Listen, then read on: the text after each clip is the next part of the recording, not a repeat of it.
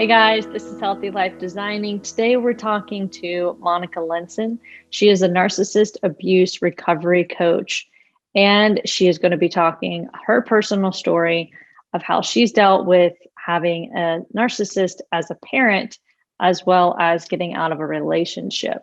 So please stick around. You don't want to miss this. She also will be talking about how she's offering her coaching and her services to the community and will be coming out with a book soon. Stick around. The Frankie Smith Funeral Home and Crematory in Lancaster and the Johnson Smith Funeral Home in Baltimore have a long and wonderful history of serving our community.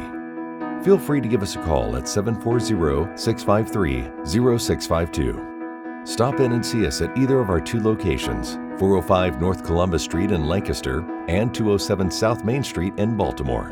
Respect for tradition, regard for change.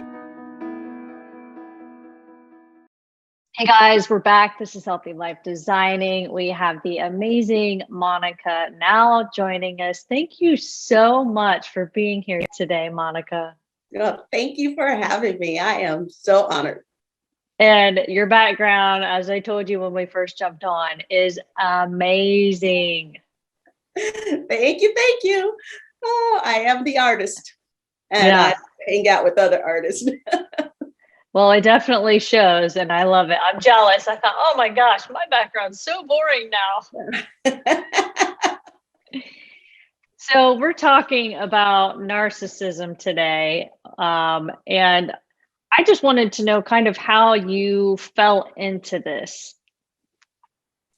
Hey, that is a very interesting question. I did fall into it, and that I was born into it. I was raised by a narcissist, which left me primed to marry a narcissist. Of course, I didn't realize that for quite some time. And I knew how to play the game. Somehow growing up, what I met, the ex, I don't claim him, so I say the ex, he fit the bill. I just knew how to fall in line with that. It wasn't until I started becoming very sick, not feeling well, and just actually, as you will hear from other people who have experienced this, as if nothing makes sense, I don't matter, and I'm losing it. I'm losing my health, I'm losing my focus. So anyway, once I realized what I was dealing with, I got out of it. I invited the discard, which is a very specific event in a narcissistic abusive relationship. And then I blossomed. I started celebrating my liberation. And then women started coming to me saying, I heard from so-and-so but you don't look like you've been through what I've been through. And then when I started speaking their language or showing that I had the same experiences, they said, well, can you help me?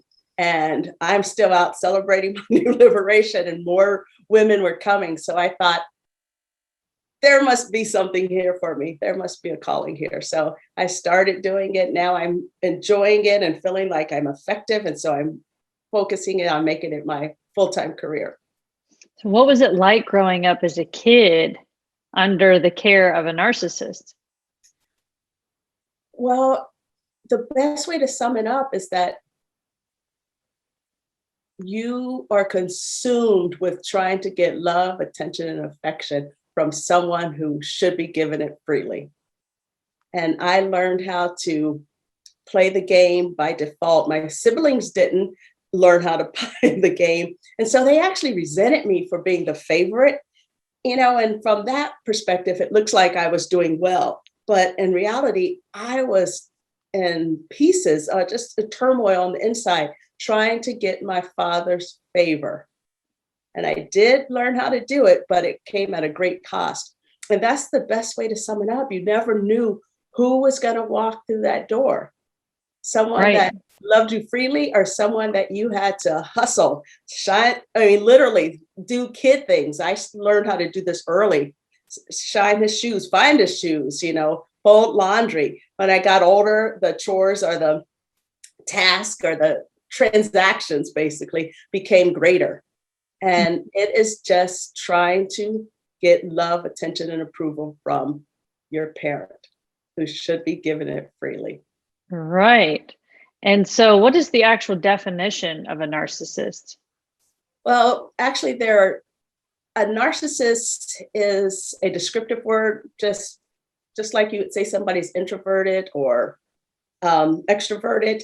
The diagnosis, the clinical diagnosis, is actually narcissistic personality disorder. And it comes with several indicators. I do have, am I allowed to screen share? I do have something there that.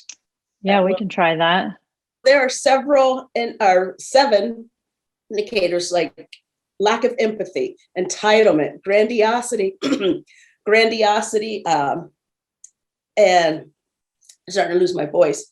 Let's see, constant need for adoration. That's the big one. The big one is the constant need for adoration. My father needed, as a grown man, needed for me to make him feel better, but he had no empathy for me. There's lots of resentment. I have felt resentment throughout my marriage for not being good enough. So again, the grandiosity, the fixation on being bigger and better than everyone, entitlement, that's the biggest thing. Lack of empathy and entitlement is what most people will resonate with first. Right. And it's the need to adore. And it's, in one sense, it's very sad because the narcissist can't build him or herself up internally, with the self-talk that says, oh yeah, you blew it there, kiddo, but you're da-da-da-da. All of that has to come from external source. And it's called narcissistic supply, because you're pretty much supplying them their everything. And so, right. And so what if it's a child? I mean, what are the ages? Because I've read a little bit about narcissism and how it could be a learned behavior, but I've read that up to a certain degree that a minor could have the characteristics, but not actually be diagnosed having the disorder. Right. So I understand exactly what you mean. So in my field as an educator, I know that giving such diagnoses or labels early on is something that professionals completely avoid until later, like 12 or 13 even is early. So, but you do see, and it has to do with their upbringing, just kids who are totally indulged, because as a parent, you teach your kid empathy. You help them to see this little person is crying because of what you did. How would you feel? But that's not how all kids are raised. Some kids say, well, we don't like to say the word no, or we want them to express his feelings, but not taking into account the impact of those feelings. So then that's when the narcissistic personalities in little people start to grow. And then as they get older, they literally do not understand why they can't just take something that was sitting there, even though it didn't belong to them, or why they have to apologize for something. The apology, even early on, is second and third grade that I've heard that made me, it's like, well, I'm sorry he took it that way.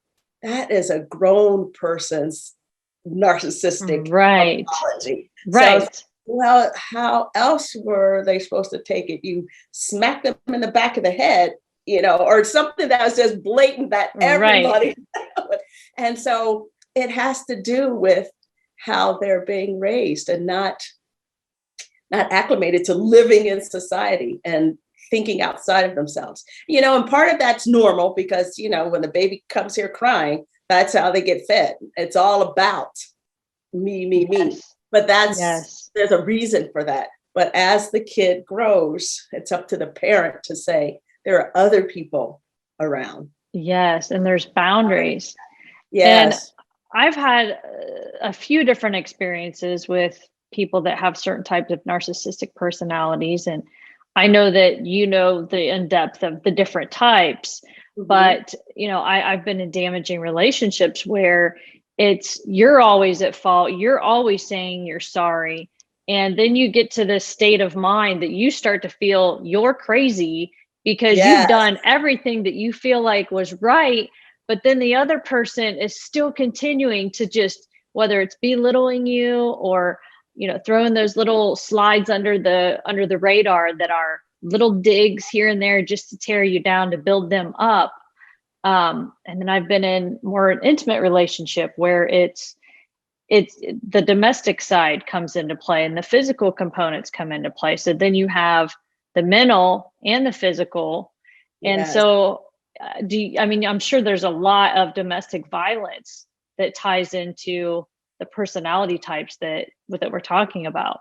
Yes, most certainly. So the thing that I go back to the first part of, there's so many different kinds of narcissists. I now tell my clients, do not worry about the label. Do not be concerned if your person or that's in question has the actual NPD diagnosis.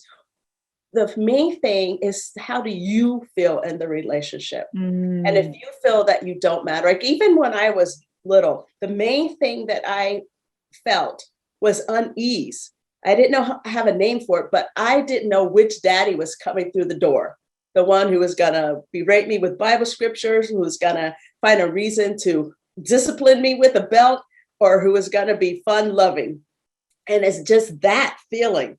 If you have that feeling of not knowing where you stand in a relationship, or like you said, feeling devalued or that you don't matter with the microaggressions, if you are constantly saying, in a relationship, investigate that, because that's the first key. Don't worry about all the DSM listings. First notice, how do I feel in this relationship? Yes. And mostly in a narcissistic relationship, you will find that you don't matter. That's the best way to sum it up. With the little digs, your feelings are invalidated, your wishes, things are changed at the last minute, and you simply don't matter. You are a prop to someone else's agenda. Great. I think that's the time, and we are going to take a quick break right here. Monica Linson will be joining us as soon as we come back.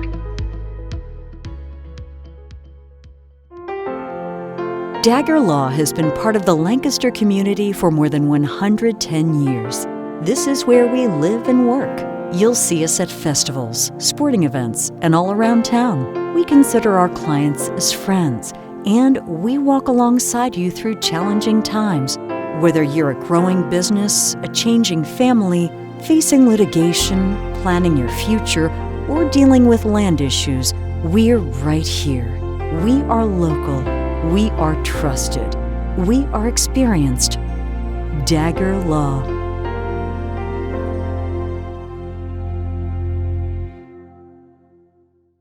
Hey guys, we're back. This is Healthy Life Designing. We've been talking about narcissism with the lovely Monica Linson. And one of the things that you've done a ton of research in is covert narcissism, because it's something that is not really talked about. I had no idea that it even existed until you shared it with me. Yes. And I didn't have an idea that it existed either until I started really looking for it. So the reason why I dove into covert narcissism is because of how I was feeling. And the person I was with did get a diagnosis for NPD, but the label that I got was narcissism. But everything pointed to the overt narcissist. And I thought, well, he's not a narcissist. But fortunately, more and more information came, and I started digging. And I realized that my father was a covert narcissist, which, as I said, made me prime target for a covert marriage, a covert narcissist to marry. And the covert narcissist has all the same indicators, all the same traits as the overt narcissist: the grandiosity, the lack of empathy, the no accountability, but they present it in a different way. The covert is usually seen as Mr. Nice Guy, plays the victim. They're vulnerable in that they pretend to apologize. As I said, yep. Says, "Oh, I'm sorry you took it that way." First, there's the deny. No, I didn't. You're too sensitive. Or no, I didn't. I didn't say that. My experience with that is the first response, whenever anything came up, was nuh-uh. I'm gonna have to learn how to spell that. Nuh-uh. And then somehow it's flipped. That we go and attack. Well, you took it this way. You took it the wrong way. You're just too sensitive. And the next thing you know, I'm the offender and he was the victim. Yes. So that's a big key of the covert, as opposed to the overt, who would just say, yeah, I did it. So what? Live with it and walks away. That's the overt. The covert comes across as anxious, socially inept, kind of sullen, resentful. They're never going to be the life of the party, but they have that grandiosity, and that they leave because they're not the life of the party. They roll their eyes and say, oh, listen to him. But inside they're fuming. And this is hard to notice at times because they are the nice guy. They are resentful. When it blows up later, they have episodic rage as opposed to the overt who's constantly raging. And then they're just draining because you have to constantly keep them elevated. So the covert is there and just as dangerous, if not more dangerous, because they manipulate in a way that's covert. Right. And then it goes back to you feel crazy again. And then you're questioning. And then it's just this cycle and it goes around and around. Going and going, yes. You don't resolve anything because they don't ever change. They just get better of how they manipulate and then they master it. Yes. And it's so funny because besides the fact that most narcissists won't go to a therapist to be diagnosed, mine ended up in a way to look like the good guy. And so, but because the idea to get the diagnosis is that it's hindering their life. But most narcissists aren't being hindered. It's everyone else around them. And so like you said, you start to feel crazy. But then also the part that I really missed was that I was getting physically ill, had digestive issues. I had insomnia. And once you have insomnia, the lack of sleep, that leads to so many other things. So freeze or flight or freeze, fight, freeze or fawn, I was constantly on high alert. I just lived on high alert. Lots of cortisol running through my body and looking out on the horizon for things that he would do that I would have to respond to protect myself and my boys. Which is mentally exhausting. Yes. In itself, to try to stay one or two steps ahead of the other person just to protect your own sanity becomes a whole mess in itself, I'm sure. Yeah, from a person who is supposed to love you. Yes. Yeah, so it's just... So what are you doing now? So you've taken all of these years of research and having your own life experiences dealing with these types of issues. What are you working on now? My mission is to let others know about the covert narcissist. The more information is coming out, even more than just 5 years ago, but the information that's coming out is still not detailed enough. I want people to know the details. So I'm continuing my book. I have more, as it's a slow writing process for me because these emotions keep coming up. And it's like, oh yeah, that did happen. And I'm working through them. So it's a good thing. But my mission is to let people know that they're not going crazy and that the nice guy narcissist is out there and someone to be on the lookout for, male or female. Oh yes, I've had it both ways, relationships both ways. So are you working one-on-one with clients? So how does that look? I do work one-on-one with clients right now. I'm creating another opportunity for people to work with me in a group. So because I believe that there is power in story, I'm doing interviews right now to start a YouTube channel of stories of people who have bounced back from narcissistic abuse. And the interview process has been very daunting, as you probably know. Yes. All the background scenes, but I'm excited because I've been meeting some very interesting people. But primarily right now, I work one-on-one with clients to help them to, first of all, make sense of their experience and going by the gut of how do you want to feel in this relationship, whether it's a narcissistic relationship or not, you don't feel good, and then go from there of how you want to feel. And if it does turn out that there's some very serious narcissism going on, there are ways that you have to exit strategically. We go through that. And I wish I had that information when I And I was just so floored to realize, because it came flooding all at once, like, oh, is a narcissist, it's just a brand new. And then he turned into the monster that I'd never seen, tenfold of what I was used to. And I want people to be aware of how to exit safely. So I have a lot going on. I'm blessed in that way. I have great ideas, but I will not stop, because this is what I was here to do. What do you find to be the breaking point for most people that you're working with? What is their breaking point? Is it similar, or are they all very different? Most of the time it's a discard. And that's when the narcissist has become bored with you. Because there's a constant need of supply. And once you are broken down emotionally, mentally, and physically, you can't keep that momentum of feeding their ego.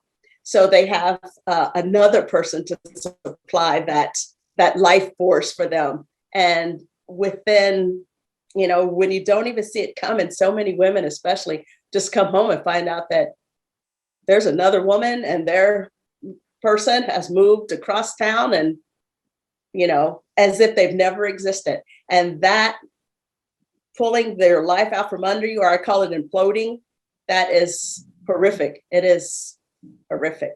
I was blessed in that I knew what was coming, and it didn't feel any better, but at least I braced for it. But most of the time it's a discard, and women are just lost, wondering what happened.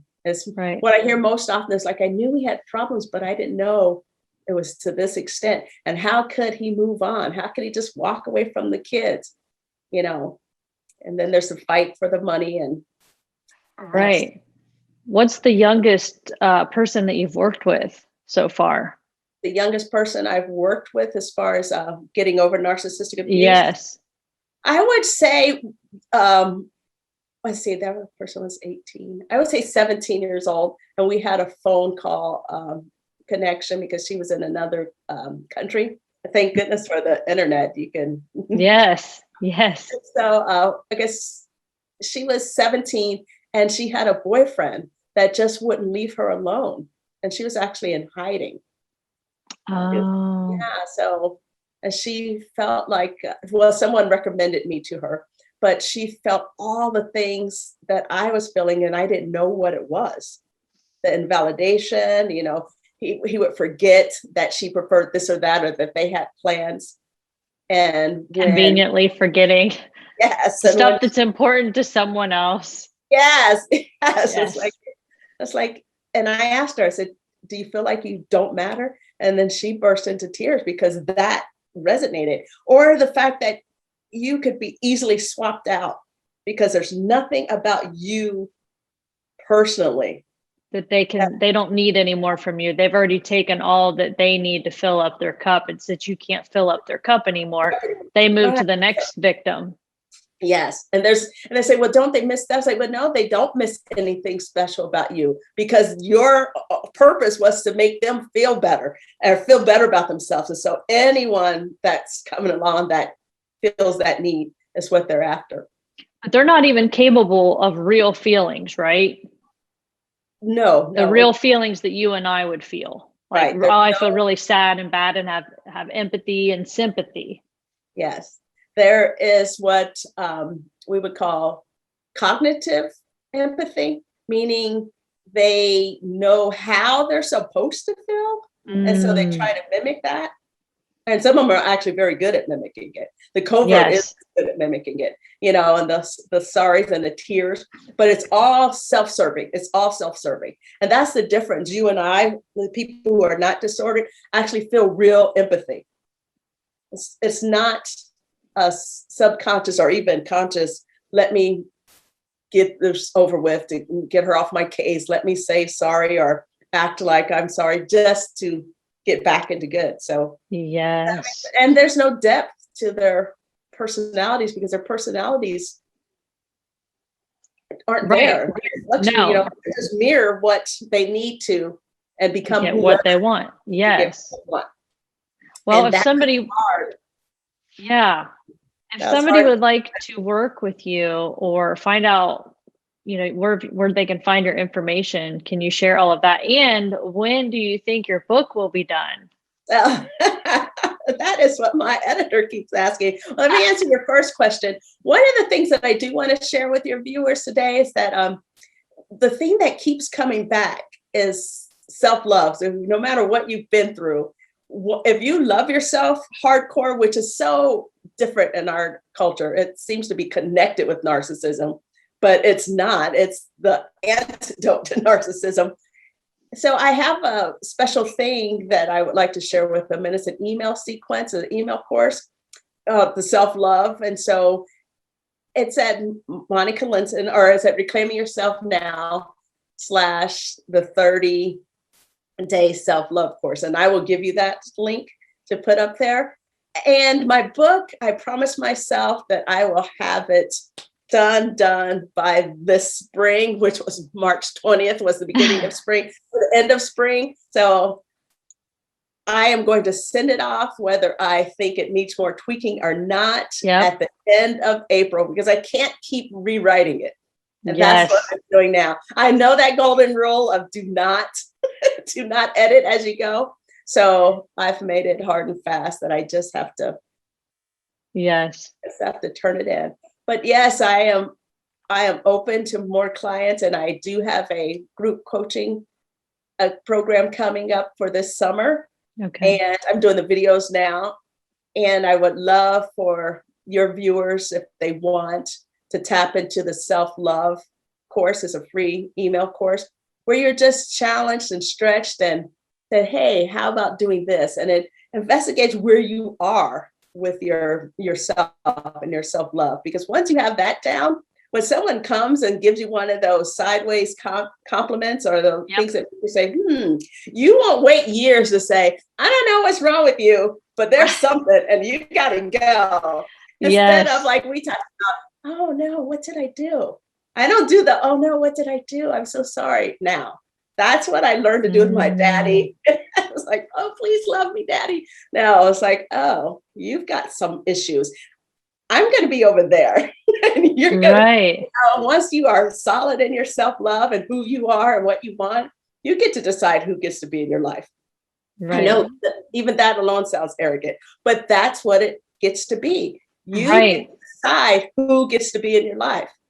You have high standards and zero expectations. Don't expect anybody to change. Don't expect anybody to make you happy. They come against one of your standards for yourself or self-love. You may grant a conversation, or you may say, oh no, that's strike three. Toodles. Right. Yeah, I say toodles all the time. Yeah, toodles. Toodles, babe. Love you. Mean it. Well, I'm so excited for you. I love all that you're doing and who you are and all of the artsy stuff that you have going on. It's so inspiring. And this is me before and after the I don't even know what to call it. I don't want to call it anything. Yeah. The thing that happened. Yeah, the thing that happened that brought me back to me. So so if your viewers have any questions, maybe we could come back and answer them. But I am on a mission to let the world know about narcissism. Yes, you are. And I'm so grateful that you took the time to chat with me today and to share everything that you've been working on. And we're out of time. Is there anything else that you'd like to say? We have about 1 minute left. Oh, just thank you so much for being there. And if you, to your viewers, if you are out there and you are just wondering, celebrate your Liberation Day of just even thinking about what's going on the 3rd of every month. That's when I celebrate my Liberation Day of my world imploding. I was like, this is for my good. I love that you pick a day and it's 3 and there's a power of the number 3. I love that. Yeah, it was a May 3rd when my world blew up. And I thought, okay, this is for my good. This is what I wanted. I am free. And I love that. It's so easy. It's so simple. There's no catch to it. You just pick it. I love that. It's perfect. Yep. My Liberation Day. Celebrate your liberation. I will. Thank you so much, Monica. Oh, thank you so much. I appreciate it. Absolutely. All right, guys, that's all that we have time for today. Healthy Life Designing, Monica Linson. Please check her out. I cannot speak over here because I'm so excited. No, maybe it's her awesome background. Either way, check her out. And until next time, we will see you soon. Thanks for watching.